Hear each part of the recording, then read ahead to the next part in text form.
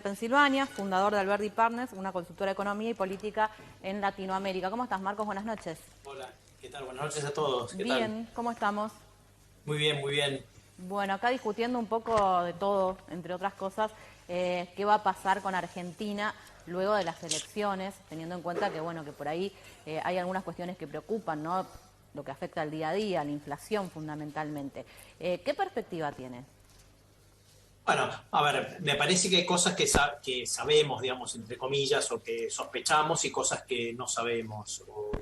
Y lo que sabemos o lo que, digamos, parecería para mí con alta probabilidad, vamos a poner así, es que pase lo que pase con el resultado electoral, 2022 no va a ser un año bueno, porque el kirchnerismo, más allá de toda esta retórica y que estaba escuchando fantasiosa y con el ápero Macri que estaba escuchando recién en el debate, el kirchnerismo lo que es que dejó todo muy atado para llegar a la elección sin mucha ola. Entonces el tipo de cambio está atrasado, no hay reservas, el precio de la nafta está atrasado, está hay precios congelados, el precio del gas y electricidad, sobre todo acá en el área metropolitana de Buenos Aires, está totalmente subsidiado. Es decir, dejó como una especie de bomba y la bomba la tienen que desatar ellos, esta vez no le toca a Macri desatarla.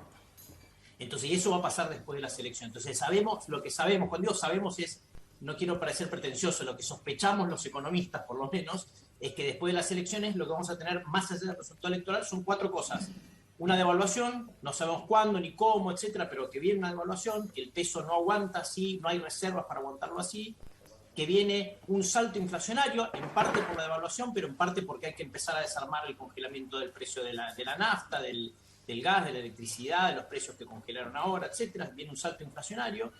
Que el tipo de cambio, tercero, que el tipo de cambio va a saltar más que la inflación, es decir, que va a haber, este año vieron que el peso se depreció con respecto al dólar, el mercado oficial más despacio que la inflación, el año que viene va a ir más rápido. ¿Bien? Lo que sospechamos que tiene que haber ganar lo que se llama una competitividad cambiaria, vamos a poner así, que el peso tiene que depreciarse más que lo que sube la inflación. Y número cuatro, que en este contexto la economía no va a andar bien. Las devaluaciones son contractivas en la Argentina para la actividad. Entonces, lamentablemente, sabemos estas cuatro cosas. Lo que no sabemos bien son los números, o sea, cómo va a ser en particular. ¿Va a ser con un 65% de inflación o un 150% de inflación? Eso no sabemos porque eso depende de la política. Y la política hoy, o sea, ¿qué va a pasar con la elección? Tenemos encuestas, las encuestas dicen algo, pero todos sabemos que las encuestas están, digamos, no son tan confiables hoy en día, ni en la Argentina ni en ningún lugar del mundo. En particular, porque si miramos lo que pasó en las PASO, la participación cayó tanto que hace muy difícil predecir qué va a pasar en la elección porque no sabemos cuánta de esa gente que no fue a votar va a ir a votar y cómo va a votar en ese caso. Es decir, hay un problema con eso. Entonces no sabemos qué va a pasar con la elección y no sabemos qué va a pasar con la coalición oficialista a la que le toca gobernar después de la elección. ¿Van a mantenerse unidos o no? ¿Van a impulsar un acuerdo con el fondo o no van a impulsar un acuerdo con el fondo? ¿Van a realmente intentar hacer políticas coherentes o van a seguir con este tema donde a la mañana digamos, intentan atraer inversiones y a la tarde están básicamente poniéndole control de precios a los empresarios? Entonces, ahí es lo que no sabemos. ¿Qué números concretos se van a dar? Pero los cuatro puntos que yo les dije, yo creo que de alguna manera se van a dar. Buscalia, buenas noches, Gustavo Gamón en este caso. ¿Qué tal? Si bien lo acaba de mencionar en dos oportunidades, no podemos dar números concretos. Para usted, bueno, tenemos el dólar oficial a 105, 100 y moneda, el dólar real a 200. Cuando habla de, bueno, va a haber devaluación, ¿a qué precio usted cree que está verdaderamente el dólar en relación al peso?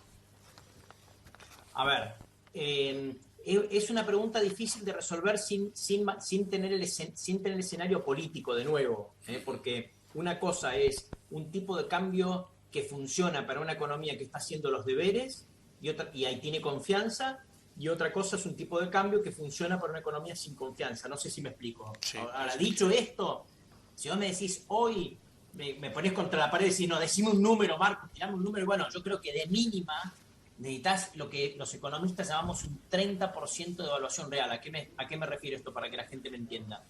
Que si los precios se mantuvieran, los precios de los bienes y servicios, la inflación, no hubiera, con 0% de inflación, el tipo de cambio debería ser 130 hoy, no 100. ¿Me explico? Entonces, eso le llamamos un 30% de evaluación real. que es lo que yo creo lo mínimo que necesita la Argentina para ganar algo de Pero si estuviéramos a competitividad. 130 estaríamos todos contentos, porque la verdad que nadie puede conseguir a ese precio en Argentina el dólar. Si uno piensa nada más, usted tiene $500, es 100.000 pesos. Claro, claro, sí, sí, sí, sí, sí. Que $500, Claro, a ver, eso es lo mínimo. eso es lo $500, mínimo. ¿qué significa en otro lugar del mundo $500? Para nosotros es una fortuna. Claro, claro. Cris, Marcos. Así que bueno, pero básicamente lo que sabemos lamentablemente es que armaron una pequeña bomba para llegar a la elección sin sobresaltos y esa bomba le toca desarmarla a ellos. En un contexto de debilidad política, en un contexto de un presidente con una credibilidad muy, muy derrumbada. Piensen ustedes que los principales miembros de la coalición gobernante tienen todos cerca de 70% de rechazo en la población. Marcos, Entonces, ¿usted cree, sí. buenas noches, ¿usted cree viable ese eslogan que forma parte de la campaña del oficialismo de que al Fondo Monetario Internacional hay que pedirle un waiver o hay que pedirle que espere que crezcamos para que le pagamos la deuda? ¿Eso es viable o lo toman a chiste afuera? En general, a la Argentina se la toma bastante a chiste afuera, digamos. O sea, el mundo tiene reglas, el mundo funciona porque tiene reglas. Y la Argentina vive pidiendo permanentemente cambiar esas reglas. Y yo no digo que es imposible que se cambien porque obviamente la pandemia ha sido un shock tan grande que puede impulsar algunos pequeños cambios, me imagino, me explico. Pero en general el mundo funciona porque tiene reglas. Entonces, la Argentina, yo no creo que a la Argentina le den algún tratamiento demasiado especial si la Argentina no hace su parte de la tarea. Entonces, si acá el gobierno va a querer que nos den un waiver, que nos den esto, que nos den lo otro, y no está dispuesto a poner sobre la mesa un programa consistente, macro, con reducción del déficit fiscal, con reducción de este gasto público escandaloso que tenemos, y entonces yo creo que no va a lograr nada. Porque Marcos. el mundo, de nuevo, ¿por qué nos van a regalar plata? La plata del Fondo Monetario, al final es plata que la pagan los contribuyentes, es plata que surge de los contribuyentes de los países, básicamente de los países desarrollados. ¿Por qué nos van a regalar plata? ¿Por qué le van a regalar plata a un gobierno que la despilfarra? Que ellos saben que está lleno de corrupción, que ellos saben que está lleno de despilfarro. No lo van a hacer. Marcos, hoy usted hablaba de la retórica fantasiosa respecto de la economía. ¿A qué se refiere puntualmente de lo que estaba escuchando?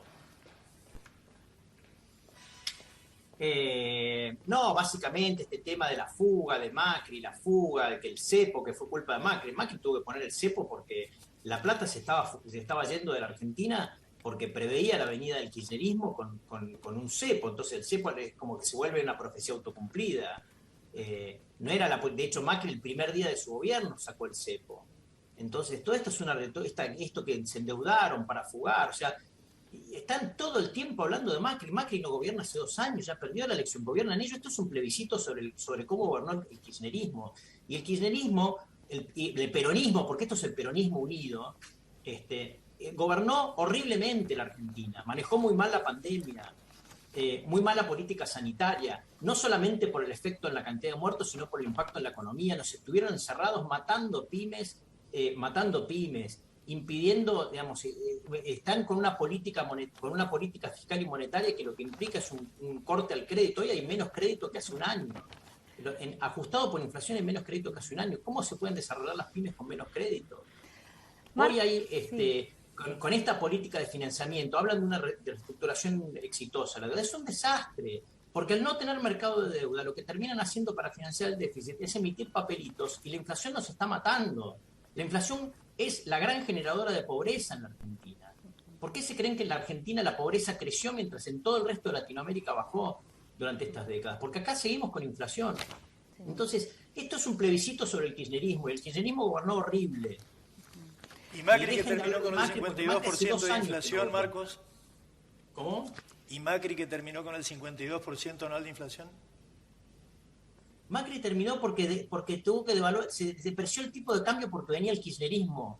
Eso sí. Es lo que tenés que entender. No por los 45 mil millones de deudas que tomó. La gente previó que venía el kirchnerismo y huyó de la moneda argentina porque adecuadamente previó lo que venía. Entonces, básicamente, estamos con 52% de inflación hoy, con todos los precios pisados. De nuevo, hablemos dentro de un año para comparar con la inflación de Ahora, ¿por qué no nos contás, por ejemplo, para qué se usó la emisión fiscal? ¿Hubiera sobrevivido la empresa argentina sin los ATP, sin el IFE, sin todos los planes que permitieron salvar a todas las empresas argentinas de lo que parece que nos olvidamos? La ayuda que dio el gobierno argentino a las empresas y a las familias fue muy inferior al promedio de lo que se dio en Latinoamérica. Muy inferior, muy inferior. Si uno compara con países como Chile, Perú, Pero Brasil... perdón, déjame terminar. La ayuda económica que dio el gobierno argentino fue, básicamente te diría, no debe haber pasado del 20% de lo que fue la ayuda de esos países. Y esos países tienen inflación en el 5%, anual. La inflación mundial en alimentos, Marco, es del 30%. La inflación mundial en alimentos es del 30%, dicho por la Organización de Naciones Unidas. Esos países, estamos bastante atrás de esos países, muy atrás de esos países. Entonces la ayuda acá fue mala, la cuarentena fue mala y la ayuda fue mucho peor. Y como fue financiada con emisión monetaria, porque hicieron una mala reestructuración de la deuda, entonces eso implicó mayor inflación. Entonces, y el déficit fiscal, hay una cantidad de despilfarro horrible, ustedes lo saben. El déficit fiscal fue absolutamente controlado. Fue de 6,5% en el 2020, es del 3% en este año y en el presupuesto del año que viene está 1,8%. Bueno, tengo que seguir. ¿Te parece que no hubo ajuste fiscal? No, el déficit de este año, el primario, que es sin el pago de intereses, va a ser más alto de lo que decís. El del año que viene el presupuesto es de 3,3%. Están los números en el presupuesto. Tengo que pasar a otro tema, Marcos, te agradezco tu tiempo, muy amable. Ahí está. Luego, bueno, todo bueno, tiene su parte de pasión.